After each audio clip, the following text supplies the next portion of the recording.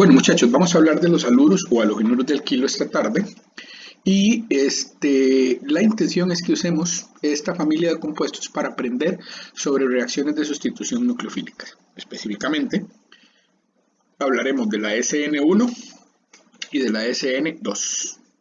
Bueno, para empezar a hablar de los halogenuros o halurus de alquilo, muchachos, les diré que la mayoría de compuestos halogenados o ejemplos que vamos a estudiar no son naturales, son compuestos que son sintéticos, ¿verdad? Que se preparan a partir de diversas rutas y que tienen muchísimos usos. Ya veremos. Algunos organismos, sin embargo, como los organismos marinos y algunas plantas, incorporan los halógenos en sustancias químicas que inclusive les sirven para defenderse. Bueno, que es ¿cómo se llama? El caracol burbuja, ¿verdad? Larga cuando se ve amenazado esta sustancia que se llama cumepaloxano, ¿verdad? Y es un veneno, ¿verdad? Que le permite huir o escapar de sus depredadores. Bien, ya veremos entonces, muchachos, cuál es el uso que tienen estos compuestos, ¿ok? Bien. Las reacciones más comunes de los halogenuros de alquilo, muchachos, son la sustitución nucleofílica, que es este capítulo, y la eliminación, que será el capítulo 7. ¿Ok? Entonces, fíjense ustedes que tenemos el cloroformo, que es un muy buen disolvente, se utiliza mucho en laboratorios de química orgánica. Bueno, el freón 22, ¿verdad? Que es un clorofluorocarburo, ¿verdad? Y que ya ahora se utiliza muy poco o casi nada, ¿verdad? Porque era muy contaminante, sobre todo muy destructor de la capa de ozono. Y se ha sustituido por otros compuestos, ¿verdad? Algunos que también son halogenados. Vean que también el 1,1,1-tricloroetano se utiliza en las lavanderías sobre todo. Y tenemos anestésicos, ¿verdad? Como el alotano. El asunto es que todos los compuestos que están arriba, de los que he hablado, muchachos, son halurus o halogenuros de alquilo. ¿Por qué? Porque resulta que el carbono al que está pegado el halógeno o los halógenos es un carbono sp3. Esos son los que vamos a estudiar en este capítulo y esos son los que me van a dar estas reacciones, muchachos, de sustitución y eliminación. Hay otros como los que se muestran ahí abajo, ¿verdad? Como el copolímero que se utiliza para hacer PVC, ¿verdad? Que es el cloruro de vinilo, ¿sí? Y ustedes pueden ver que aquí el cloro está pegado a un carbono sp2. Igual, el monómero que se utiliza para el teflón, el tetrafluoretileno, ¿verdad? Los flúors están unidos a carbonos sp2. Estos ya no son haluros o halogenuros de alquilo. Estos son haluros de vinilo, muchachos. Estos no sufren, y lo voy diciendo de una vez, ni reacciones de sustitución ni de eliminación. Finalmente tenemos los haluros de arilo, como ustedes pueden ver. Bueno, el paradiclorobenceno, ¿verdad? Que es un agente que se utiliza, ¿verdad? Para quitar los malos olores, o se ha utilizado por años para quitar los malos olores en lugares como servicios sanitarios o lugares muy cerrados y húmedos. O bien la tiroxina. Fíjense que es una hormona, ¿verdad? Fíjense que en todo caso los halógenos aquí están pegados a un anillo aromático. Por eso estas especies se llaman halurus de arilo. Estos tampoco sufren reacciones de sustitución y eliminación. Resumiendo, vamos a estudiar las reacciones de sustitución en este capítulo y las de eliminación en el capítulo 7 con los halogenuros de alquilo, o sea, donde el halógeno está pegado a un carbono sp2. Bueno, pero hablemos un poco de por qué esta familia de compuestos me da esas reacciones. Bueno, fíjense ustedes que en este tipo de compuestos lo que voy a tener es un enlace polar, ¿verdad? El enlace carbono-halógeno, donde el halógeno va a tener carga parcial negativa, ¿ven? Y el carbono va a tener carga parcial positiva. Bueno, esto para las reacciones que vamos a estudiar, muchachos, tiene una relevancia muy importante, ¿verdad? O sea, si no existiera este carbono positivo, no podrían haber reacciones de sustitución sobre ese carbono. ¿Ok? Y si el halógeno no fuera electronegativo y estabilizara carga, no podríamos tener reacciones de sustitución y eliminación. Así que son una familia muy interesante de estudiar y muy útil para comprender lo que son reacciones de sustitución primero y de eliminación después. Bueno, aquí no voy a detallar mucho porque la nomenclatura de este tipo de compuestos, muchachos, realmente ya la estudiamos cuando vimos la nomenclatura de los alcanos. Entonces, vean. Vamos a aceptar dos tipos de nombres para estos compuestos, los IUPAC que ustedes ya saben dárselos, por ejemplo, fluoretano o 1-clorobutano, cadena más larga. El carbono con un sustituyente es el que tiene que tener el número más bajo, ¿verdad? Ya sabemos eso. Entonces, fíjense ustedes, aquí hay varios ejemplos, muchachos, pero aquí abajo tenemos los nombres comunes, donde se dicen en general halogenuro de y luego la cadena alquílica. Por ejemplo, el nombre común del fluoretano es fluoruro de etilo, 2 carbonos. Ven, se menciona la parte orgánica, ¿verdad? Como la terminación hilo, recuerden, como un sustituyente, ¿verdad? Nada más cloruro de N-butilo, ven, es el clorobutano. O aquí, por ejemplo, el yoduro de ciclohexilo, que es el yodo ciclohexano, ¿ok? Algunos como este no tienen nombre común. Bueno, lo de la nomenclatura, muchachos, vamos a hacer un par de ejemplos ahora, pero eso ya queda, ¿verdad? Seguro vamos a volver a preguntar algo de nomenclatura en el siguiente examen, pero eso ya queda para que ustedes lo repasen. Ok, lo que sí deberíamos enfatizar un poco, y es un poco nuevo, es decir, yo tengo halogenuros o haluros de metilo, o sea, este carbono tiene 3 hidrógenos y el halógeno. Ok, la X en este caso significa el halógeno. El halogenuro es primario cuando la base del halógeno, o sea, el átomo al que está enlazado, el halógeno, muchachos, está pegado solo a un grupo R. El halogenuro o haluro es secundario si ese carbono al que está unido al halógeno tiene 2 grupos R, y es terciario, muchachos, si el carbono que tiene el halógeno está unido a 3 grupos R. Ok, más cosas de nomenclatura. Cuando un carbono está pegado a 2 halógenos, se dice que es un dihaluro, en este caso un dibromuro geminal. Gem en orgánica significa que hay 2 cosas, ¿verdad?, pegadas en la misma posición. Si tenemos que hay una secuencia de carbonos y resulta que en un carbono hay un halógeno, ¿verdad?, y en el siguiente carbono hay otro halógeno, digo que es un dihaluro vecinal, en este caso un dicloruro vecinal. Bueno, vamos a ver, chiquillos, les voy a dar unos momentos para que le den el nombre a eso, rápidamente.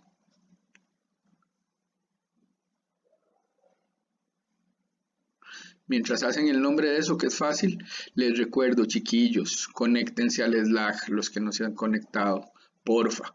Ahí podemos estar comunicados y porfa, cuando hayan exámenes, si están metidos en el Slack, conéctense también para que podamos conversar si tienen dudas, ¿ok? Bueno, suficiente. Entonces, ¿qué vemos? De ahí que el bromo y el cloro están del mismo lado, ¿ok? Esta sería la posición 1, porque son sustituyentes de la misma naturaleza, ¿verdad? Y aquí hay un conflicto de la numeración, entonces este es 1 y este es 2. Entonces, en todo caso es un 1 bromo, 2 clorociclobutano, sí, pero si están del mismo lado, ¿verdad? Este puede ser un nombre, cis 1 bromo, 2 clorociclobutano. ¿Solo ese nombre puede tener este compuesto? No, señores. Fíjense ustedes que este carbono es quiral y este carbono también. Bueno, ahí se los dejo para que lo practiquen, pero el otro nombre que puede tener este compuesto y también está bueno es 1R, 2S, 1 bromo, 2 clorociclobutano. ¿Ok? Bueno, ahora que es más fácil. Unos minutitos.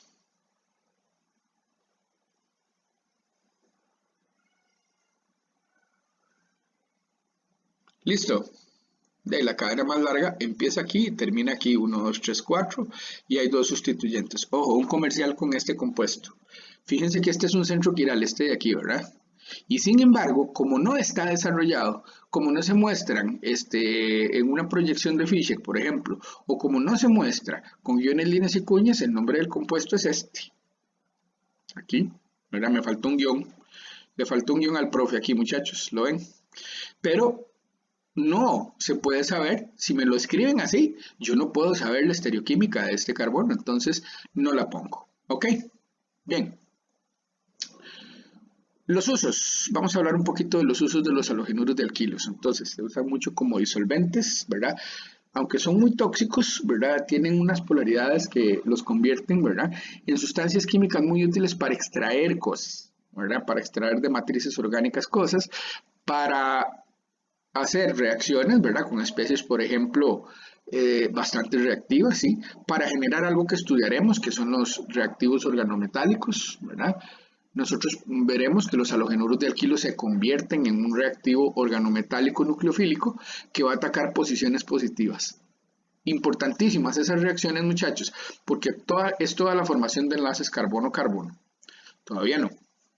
Ok, bueno, el cloroformo se usó como anestésico, pero resulta que el cloroformo, ¿verdad? Ahí de 1840 para arriba se usaba como anestésico, ¿verdad?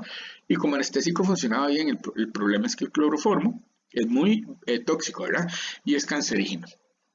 Entonces, claro, se han desarrollado otros, ¿verdad?, productos químicos también halogenados que sirven para este fin, ¿verdad?, que se pueden utilizar como anestésicos y que no tienen los efectos secundarios indeseables que tiene el cloroformo. Bueno, en las lavanderías, ¿verdad?, se usan agentes de lavado como el 1,1,1-tricloroetano, ¿verdad?, para lo que se llama el lavado en seco, muchachos, porque claro, no tiene agua esto. La ropa se pone ahí, se limpia con este tipo de sustancias químicas y se generan, no solo sino que se generan un montón de limpiadores, ¿verdad? O de sustancias que se usan en lavandería halogenadas. Bueno, se usan como propelentes, ya casi se van dejando de usar por el problema de la capa de ozono, pero se han usado, es más correcto, como propelentes no tóxicos en productos como los desodorantes, ¿ok? Bueno, resulta que también, ¿verdad?, se utilizan en los famosos extintores de halón, porque ellos, cuando hay fuego, ¿verdad?, los halógenos o los halogenuros, ¿verdad?, se dispersan y rompen la cadena de radicales libres del fuego para incorporarse a ellos, ¿verdad? Entonces resulta ser que sirven como agentes de extinción. Ok, de nuevo, la mayoría de ellos, como ustedes pueden ver, son no naturales, son compuestos sintéticos. Bueno, refrigerantes y pesticidas, y aquí vamos a hablar un poquito de otras cosas. Bueno, vamos a ver, los freones son clorofluorocarburos usados como refrigerantes. Problemas, la capa de ozono y la enorme toxicidad que tienen. Vean, ahora por ejemplo el propano, el CO2 y el HCFC 123, que ustedes lo ven ahí, que es un clorofluorocarburo con esta estructura, se utilizan como sustituyentes del freón 11 para la fabricación de espumas plásticas. Son agentes espumantes también, aparte de la generación de espumas plásticas, que es otra cosa. Este otro freón, ¿verdad? Bueno, ya dijimos que es un freón, ¿verdad? Un clorofluorocarbono, ¿verdad?, es utilizado en aires acondicionados de automóviles. ¿Ok? Bien, y ahora los pesticidas. Los pesticidas, bueno, muchachos, algunos de profesionales químicos y de las áreas de nosotros, de qué barbaridad ustedes, ¿verdad? Que hacen esas moléculas tan tóxicas, ¿verdad?, que después contaminan el ambiente. Suave, suave, ya vamos a hablar de eso. Este es el famoso DDT, muchachos, ahorita les pongo el nombre completo, pero el DDT es una de las sustancias que se utilizaron más por ahí en los años 50, 60 y 70. Dice, en el 70, la US National Academy of Science, ¿verdad?, informó que en poco más de 2 décadas el DDT habría evitado 500 millones de muertes por malaria. Entonces, al principio cuando se descubrió, muchachos, fue un boom y realmente sirvió para erradicar un montón de mosquitos de un montón de lugares, ¿verdad? Pero el gran problema que tenemos los seres humanos, ¿verdad?, que en la conciencia global, ¿verdad?, de este planeta, lo que no existe es la palabra mesura, lo que no existe es la palabra utilicemos las cosas sin excesos, sin pasarnos, ¿verdad? Entonces, claro que se rociaron, se dejaron en el ambiente un montón de kilos de esta cosa. Ahora les voy a mostrar una propaganda que había en los años 50, 60. Entonces, el problema no es que haya insecticidas que se llevan los mosquitos que transmiten esas enfermedades, o otros insecticidas, ¿verdad?, que matan el montón de bichos que se comen, desde los pepinos hasta las papas, las zanahorias que uno se tiene que comer. Lo malo es que el exceso. Y lo malo es que hay agricultores en este país, que Costa Rica exporta una cantidad enorme, plaguicidas para que sepan, de que entonces hacen 18 aplicaciones por cosecha. Y entonces después eso queda en el ambiente, se lo come uno. De nuevo, el gran problema de la humanidad en estas cosas de riesgo contra beneficio es la falta de mesura, ¿verdad? la falta, digamos, de que nosotros no sabemos explotar algo con conciencia. Los combustibles fósiles, qué brutos, qué malos, no se puede quemar eso. No, no, no. Se necesitan los carros y todo, y hay que cambiar, claro, de forma de transportarnos, o otros combustibles que no sean, que no afecten la atmósfera. Pero los combustibles no son malos. El asunto es que ha habido, como en todo, ¿verdad?, un exceso enorme de el uso de estas cosas. Nunca se reguló nada. Bueno, y la actual situación nos enseña que sí hay que regular cosas. Ok, entonces fíjense que es el diclorodifenil tricloroetano, o bueno, ahí tienen el nombre UPAC. Dice, el DDT fue el primer insecticida clorado. Su uso sirvió para que muchos lugares del mundo estuvieran libres de enfermedades propagadas por insectos, y para evitar la inanición. No obstante, se acumuló en el ambiente y claro, se disolvía en la grasa de algunos animales, ¿verdad? Y después las cáscaras de los huevos de algunas aves no eran fuertes, ¿verdad? O sea, el producto realmente sí daña el ambiente. Además, los plaguicidas, muchos de ellos, muchachos, se descomponen en el ambiente y generan otras sustancias que podrían en principio ser más peligrosas. Bueno, ahí hay una visión general de los aloalcanos. Ahí tienen una tabla, muchachos, como ustedes pueden ver, de los aloalcanos, ¿verdad? Generales, pero digamos, algunos dicen, ¿verdad?, para qué se usan. Algunos son los salones de los, estos que están aquí, son los famosos salones, ¿verdad?, que se usan en los extintores. Y aquí están los freones, ¿verdad? Aquí están las estructuras. Vean que son compuestos sintéticos, ¿ok? Estos no se extraen del petróleo, no, no, no, ¿ok? Estos no se extraen de ninguna fuente natural, no, ¿ok? Ya dijimos que habían pocos. Bueno, aquí les muestro, ¿verdad? Esta es una propaganda que había y ustedes tienen que ver los videos que había de esos años, ¿verdad? Donde pasaba el camión rociando esa cuestión y la gente caminando a la par, porque sí es cierto, hay que comerse como 28 gramos, dice su libro, para que uno se enferme, ¿verdad? Para que uno se muera. Es muchísimo, pero no quiere decir que un halogenado no sea tóxico. De nuevo, nada es malo de lo que producimos químicamente. El asunto es el uso indiscriminado, ¿verdad?, la falta de responsabilidad, ¿verdad?, y, como lo digo, el uso excesivo. Bien, vamos a hablar ahora de la estructura de los haluros de alquilo, muchachos. Entonces, vamos a poner unos datos. Fíjense ustedes qué interesante. Aquí tenemos, pues, digamos, el derivado que tiene un carbono y solo un halógeno, el que tiene 2, el que tiene 3 y el que tiene 4. Y vemos los momentos dipolares. Quería llamar la atención de ustedes hacia estos valores. Ve qué vacilón. Aquí como que hay una tendencia, ¿verdad? Cuando tienen dos. Si son dos flúor, este es el que tiene el momento dipolar más alto y voy bajando a medida que disminuye la electronegatividad, pero aquí no, ¿verdad? Aquí no, vemos que este es un 82, después un 94 del que tiene cloro, con bromo 1,79, con yodo 1,64.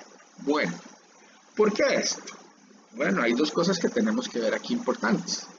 Fíjense que las electronegatividades aumentan, ¿verdad?, de abajo hacia arriba en la tabla, pero recuerden que el momento dipolar se define, o un valor que lo define es la distancia, muchachos, ¿verdad?, la distancia de enlace. Entonces son dos valores que se contraponen y eso es lo que me explica esta tendencia, ¿verdad?, en los momentos dipolares. Fíjense ustedes que el enlace carbono-yodo es el más largo, ¿verdad?, luego el carbono-bromo, el carbono-cloro y el más cortito, el que aporta menos, es el carbono-flúor, ¿ok? Entonces aquí tenemos, ¿verdad?, en el caso de haber solo un halógeno, ¿verdad?, no hay una tendencia a que a medida que disminuye la electronegatividad, disminuye el momento dipolar. No, no, no, no. Es un compromiso de dos factores y por eso aquí tenemos, ¿verdad?, los datos que tenemos para los momentos dipolares de estas especies. Bueno, hablemos ahora del punto de ebullición. Ok, entonces cuando hablamos del punto de ebullición, muchachos, tenemos que pensar, ¿verdad?, que los halogenuros de alquilo, perdón, nosotros tenemos dos factores en cuanto a fuerzas intermoleculares que considerar. Tengo un enlace polar, el enlace carbono-halógeno.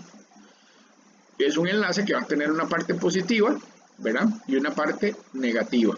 Entonces, como ese enlace está ahí, los halogenuros pueden, si pueden, ¿verdad?, tener interacciones de tipo atractivas de tipo dipolo-dipolo. Y la otra cosa que es muy importante en un halogenuro de alquilo son las fuerzas de Van der Waals, ¿verdad?, o de dispersión de London. ¿Ok?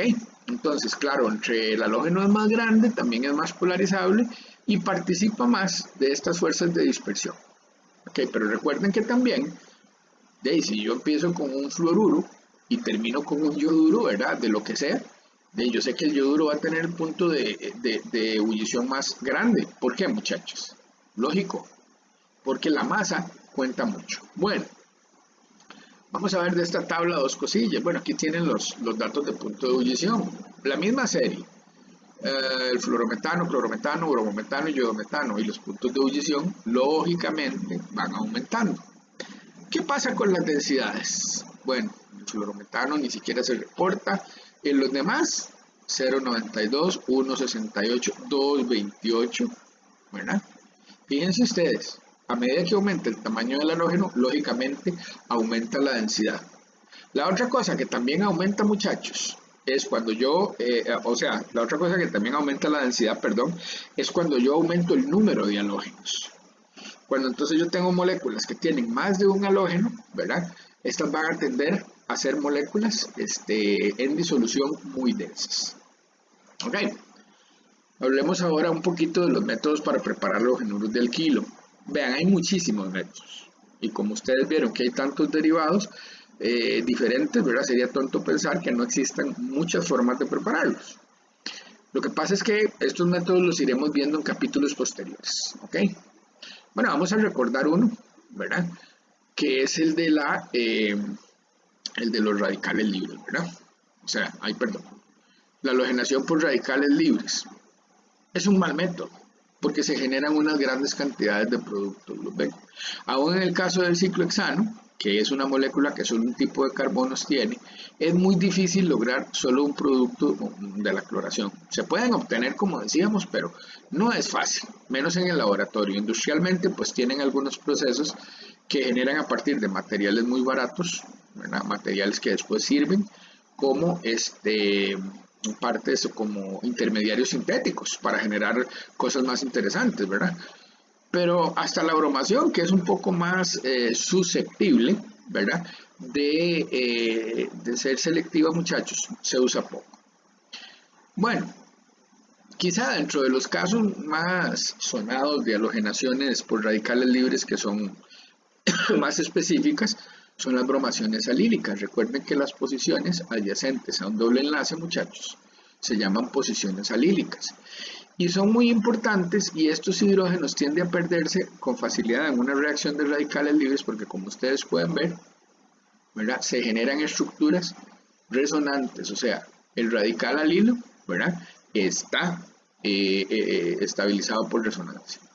Bueno, estas dos estructuras de resonancia lo que me dicen es que hay dos posiciones, esta y esta, en el radical alilo, que se pueden funcionalizar.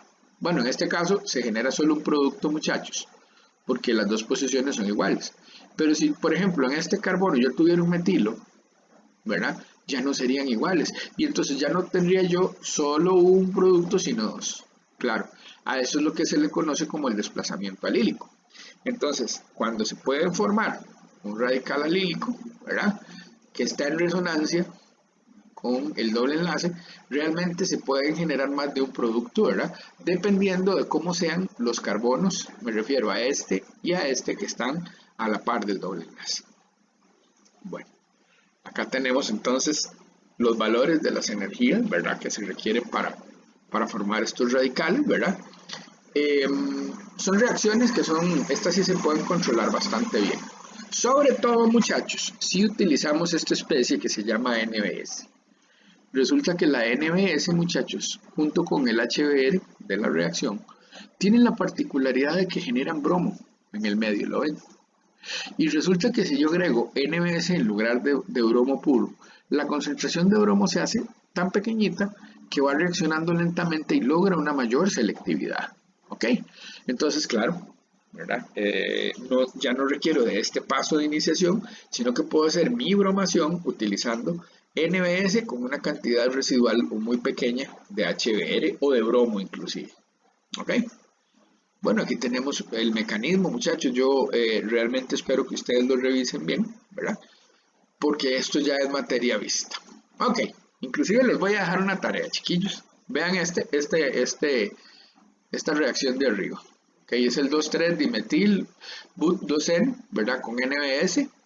Ok, y el NBS no es nada raro, ya lo vimos. Es una sustancia que genera bromo en pequeñas cantidades. Y resulta que se obtienen dos productos. Bueno, lo que yo quiero es que ustedes en su casa, con calma, hagan un mecanismo, muchachos, que explique esta transformación. ¿Ok? ¿De acuerdo? Bueno, mostrar cómo se puede utilizar la halogenación por radicales libres para producir estos compuestos. ¿Por qué se obtiene un solo producto? Bueno, en este caso no nos están preguntando un mecanismo, pero entonces dibujamos los compuestos, ¿verdad? Y después, sabiendo que existe el NBS, yo sé que se va a formar el producto, y aquí es donde tengo que explicar en la posición bencílica, porque es donde se forma el radical libre más estable. Entonces, sí se puede usar esta reacción para generar este producto y solo se genera uno, ¿verdad? Haciendo la reacción en unas condiciones tales que no sea muy fuerte, que no tenga una, o sea, temperatura, radiación, ¿verdad? Que no tenga una exagerada cantidad de bromo, ¿verdad? Y entonces yo tengo ese. Vamos a ver el otro. De aquí, muchachos, este todavía, o sea, este sustrato, ¿verdad? Todavía es más selectivo. Esa posición es alílica y bencílica a la vez, ¿verdad? Y además es la única posición, ¿verdad? Que se puede, por radicales libres halogenar, muchachos. Porque todos los demás carbonos de la especie son sp2. Entonces, de nuevo, NBS y esto, pues, me van a dar un único producto porque esta posición es alílica, bencílica y es la única que se puede halogenar por radicales libres. ¿Estamos de acuerdo? Bueno, vamos a ir terminando este primer video, muchachos, y lo que quiero es mostrarle algunos otros métodos, ¿ok? Que después veremos con mucho más detalle, ¿sí? Pero que todos estos, ¿verdad? Producen o generan halogenuros de alquilo. Bueno, ya vimos radicales libres a partir de alcoholes y ácidos, ¿verdad? O sea, realmente halogenuros de hidrógeno, ¿verdad? Si los uso en forma gaseosa. Pueden utilizarse otros compuestos halogenados, ¿verdad? Como los trialuros de fósforo. Ya lo veremos, ¿verdad? Cuando veamos alcoholes. De otros haluros, de esta la vamos a comentar un poquito más ahora, ¿verdad? De alquenos, perdón, de alquinos, ¿verdad? Aquí tenemos de nuevo la bromación alílica. Y entonces, muchachos, son estos los métodos que se van a utilizar para esto. Ok, terminamos aquí. El siguiente video trata de la reacción SN2.